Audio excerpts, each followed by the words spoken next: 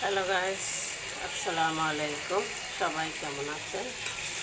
প্রতিদিনের মতো নিয়ে আসলাম আজকের রান্না। হলো লাউ মুরগির মাংস দিয়ে রান্না করব। প্রতিদিন যে মশলা দিয়ে রান্না করে সেই মশলাই, বাড়তি কোনো মশলা না।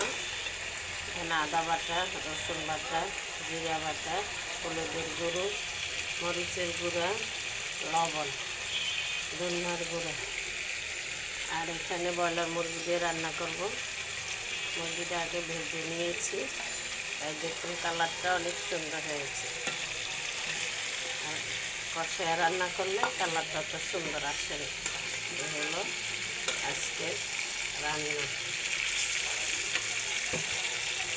দেখুন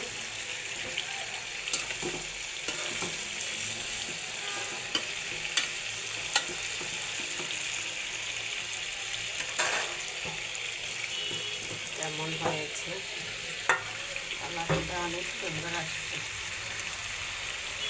আর এটা কাঁচা রান্না করলে কালারটা এত সুন্দর আসতো না।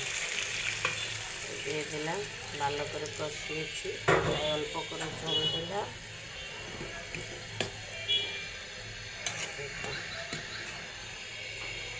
কেমন হয়েছে, কালারটা অনেক সুন্দর হয়েছে। আল্লাহ হাফেজ।